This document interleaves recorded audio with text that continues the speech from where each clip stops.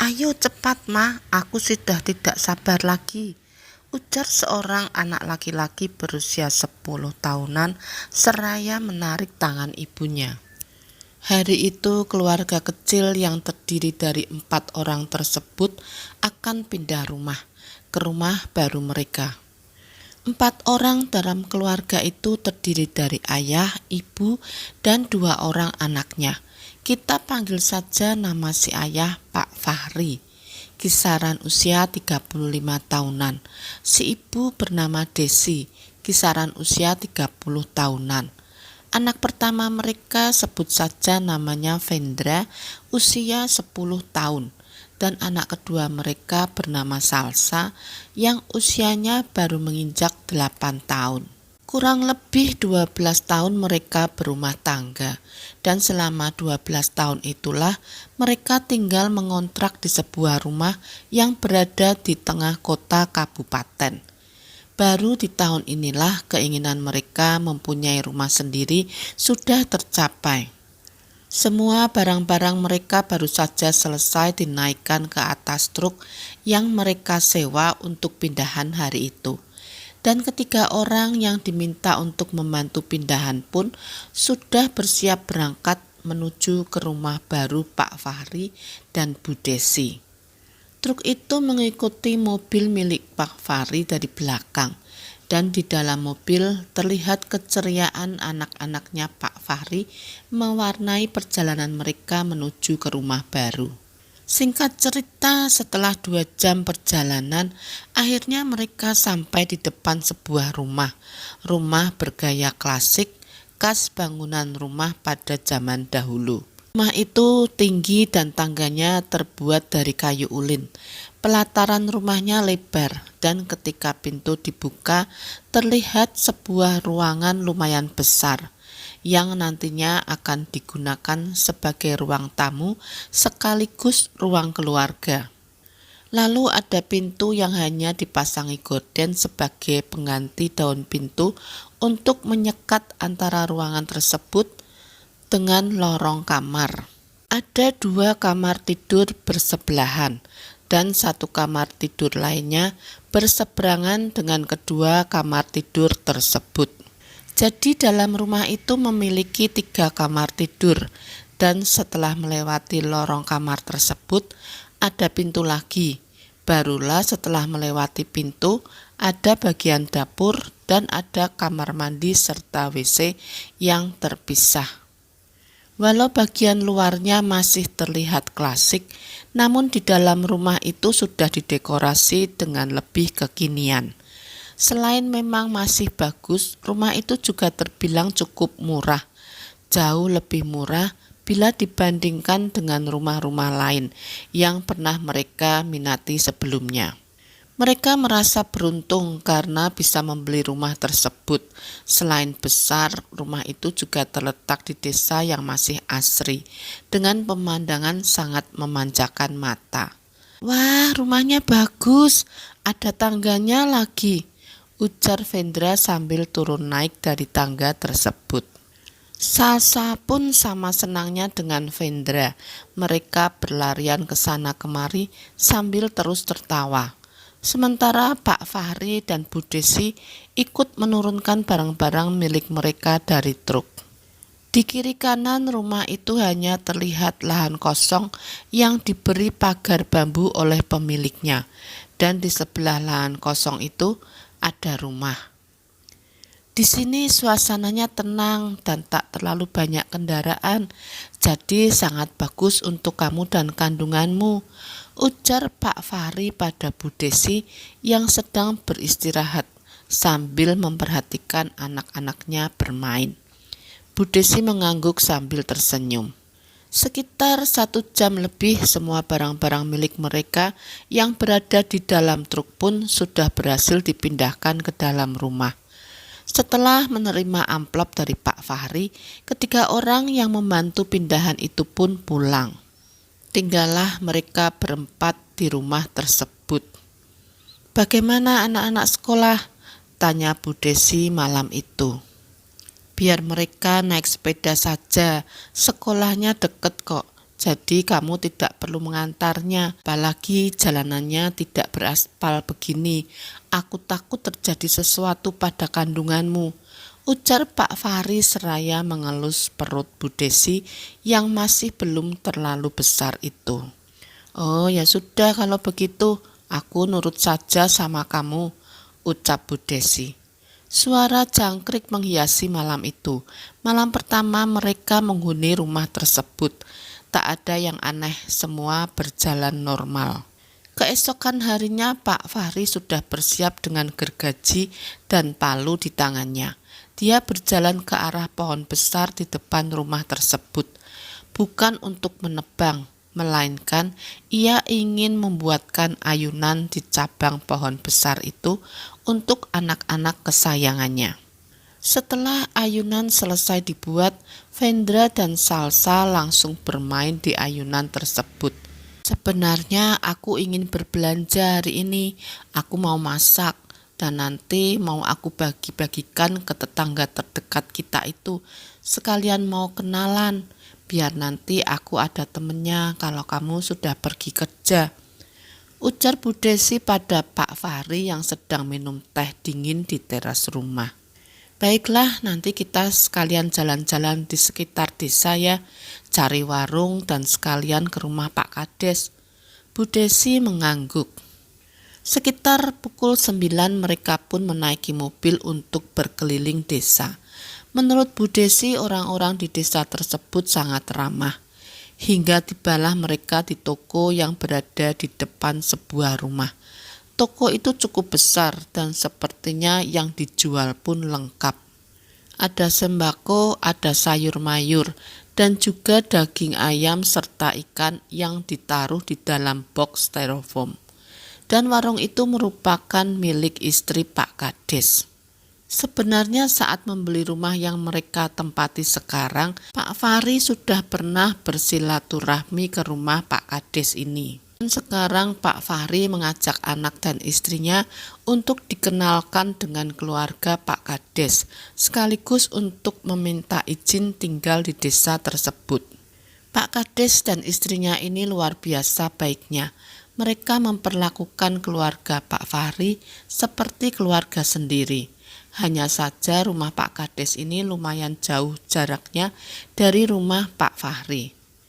Kalau ada apa-apa jangan sungkan-sungkan, datang saja kemari ya, pesan Pak Kades pada Pak Fahri dan Bu Desi saat mereka berpamitan untuk pulang. Baik Pak, terima kasih banyak ya Pak. Pak Kades dan istrinya mengangguk. Mereka tersenyum sambil melambaikan tangan kala mobil yang dikendarai Pak Fahri meninggalkan halaman mereka. Baik sekali Pak Kades dan istrinya itu ya, aku jadi betah belanja di sana, ujar Bu Desi seraya memasukkan makanan yang baru saja dimasak ke dalam beberapa piring. Setelah semuanya selesai, Bu Desi pun meminta tolong pada suaminya untuk membawakan sebagian piring-piring itu ke rumah tetangga yang paling dekat dengan rumah mereka. Bu Desi dan Pak Fahri pergi ke rumah sebelah kanan lebih dulu, dan di sana mereka disambut baik oleh seorang wanita parubaya yang kita sebut saja namanya Bu Imas. Bu Imas ini merupakan seorang janda, anaknya ada 4, yang paling tua berusia 25 tahun dan katanya sedang merantau ke Pulau Jawa. Pulangnya 1 tahun sekali, sementara anak keduanya baru lulus SMA. Anak ketiga masih sekolah SMP, dan anak keempat baru berusia 10 tahun dan masih duduk di bangku sekolah dasar. Lalu setelah berkenalan dengan Bu Imas, mereka pun pergi lagi ke rumah tetangga yang berada di sebelah kiri. Tapi rupanya tidak ada siapa-siapa di rumah itu. Pintunya juga digembok dari luar. Pak Fahri dan Bu Desi kemudian pulang dengan membawa piring berisi makanan tersebut kembali ke rumah. Malam harinya saat mereka sedang bersantai, tiba-tiba terdengar suara pintu rumah diketuk oleh seseorang. Ketika dibuka, rupanya yang datang adalah Bu Imas. Beliau membawa keranjang rotan kecil berisi buah jeruk. Ini jeruk untuk kalian. Tadi saya dari kebun. Ambil ya, ini jeruknya manis kok, ujar Bu Imas sembari tersenyum. Wah, terima kasih banyak Bu. Kebetulan saya lagi ngidam jeruk, kata Bu Desi tersenyum seraya menerima keranjang jeruk tersebut. Kamu hamil? Tanya Bu Imas dengan raut wajah yang tak bisa diartikan. Bu Desi yang melihat perubahan pada raut wajah Bu Imas pun menjadi deg-degan. Iya Bu, saya lagi hamil, baru 4 bulan. Wah, masih wangi-wanginya itu. Jangan terlalu sering keluar rumah. Kalau sudah jam 5 sore, usahakan jangan keluar rumah. Dan kalian, khususnya kamu Des, jangan dekat-dekat sama Bu Harum itu ya, ujar Bu Imas. Bu Harum siapa Bu? Tanya Pak Fahri.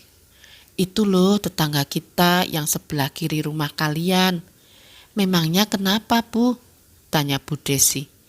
Bu Imas terdiam sejenak lalu kemudian menggeleng. Saya tidak bisa kasih tahu, tapi demi keselamatan kalian ikuti saja yang saya katakan tadi. Pak Fahri dan Bu Desi mengangguk sambil tersenyum kecut. Iya Bu. Ya sudah, saya pulang dulu ya. Jangan lupa pintunya dikunci, ujar Bu Imas. Sepertinya Bu Imas itu kurang baik, bisa menghasut orang begitu.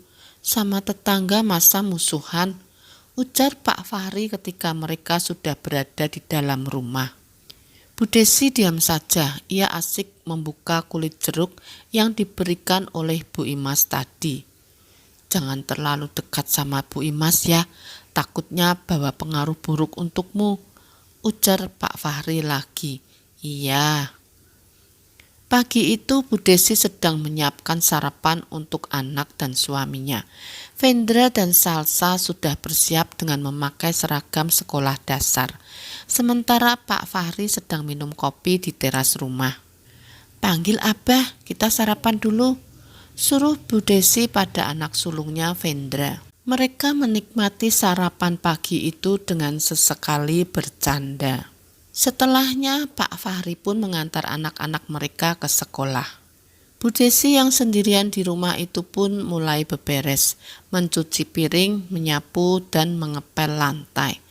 Namun saat sedang mengepel lantai, Bu Desi sedikit kebingungan dengan munculnya bekas jejak kaki di lantai yang baru saja ia pel. Karena lantai rumah itu bukan keramik, jadi bekas tapak kaki tersebut terlihat jelas ketika papan yang masih basah itu ada yang menginjaknya. Yang jelas itu bukan jejak kaki Bu Desi, karena Bu Desi mengepel dengan bergerak mundur, bukan maju. Namun saat itu Bu Desi tidak terlalu memikirkannya. Ia masih terlihat biasa-biasa saja menanggapi jejak kaki misterius yang tiba-tiba saja muncul di lantai basah tersebut. Berpindah pada Pak Fahri, setelah mengantarkan kedua anaknya ke sekolah, ia pun mampir ke rumah Pak Kades.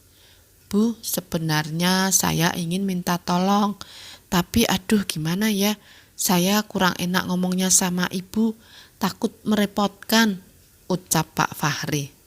Ah, kamu ini jangan sungkan-sungkan begitu, ngomong saja, kalau memang butuh bantuan, kami akan bantu sebisa kami.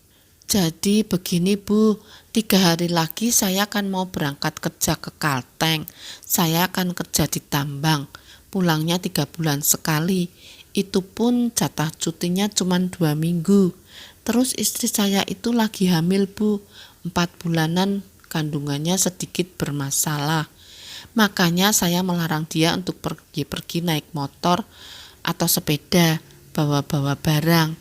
Jadi kalau ibu tidak keberatan, apa ibu mau untuk mengantarkan barang belanjaan untuk istri saya dari sini ke rumah kami? Oh tentu tidak masalah, mau tiap hari pun akan tetap saya antarkan. Saya kira apa tadi, ternyata itu. Tenang saja, tidak usah dipikirkan. Nanti kalau ada apa-apa, bilang saja ke saya atau suami saya, kami pasti bantu. Pak Fahri mengangguk, Ia menghela napas lega. Satu masalah sudah beres sekarang, pikirnya.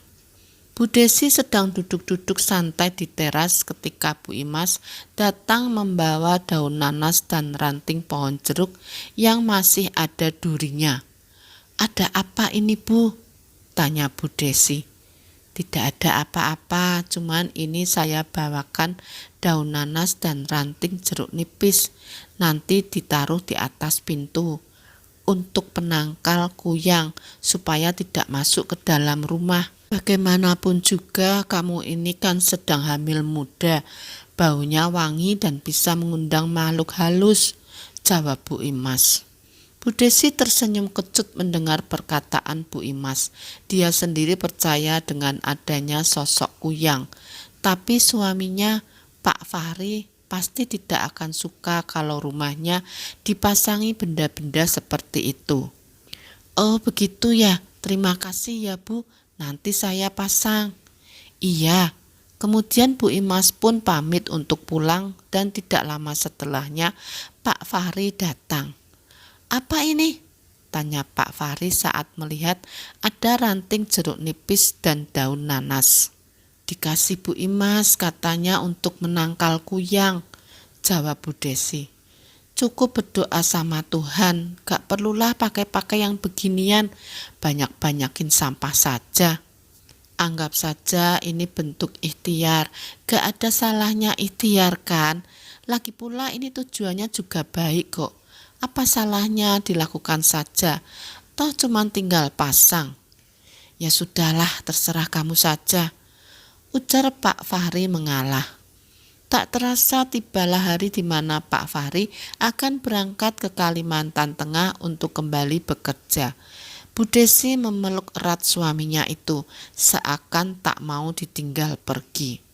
"Nanti aku telepon ya," ujar Pak Fahri seraya melepaskan pelukan istrinya itu. "Hati-hati di jalan, jangan ngebut," pesan Bu Desi. Pak Fahri tersenyum lalu mengangguk. Bu Desi melambaikan tangan kala mobil yang dikendarai oleh Pak Fahri mulai meninggalkan halaman rumah. Seketika suasana rumah terasa sepi dan hening. Bu Desi menutup pintu rumah sebelum melanjutkan pekerjaan. Dan setelah tugas rumahnya selesai, Bu Desi pun memutuskan untuk beristirahat. Saat sedang menonton televisi, tiba-tiba terdengar suara orang yang memanggil Bu Desi dari luar rumah. Dengan perasaan malas, akhirnya Bu Desi pun beranjak. Ketika pintu dibuka, terlihatlah seorang perempuan parubaya bertubuh kurus memakai pakaian hitam lusuh. Wajahnya pucat dan memakai selendang di lehernya.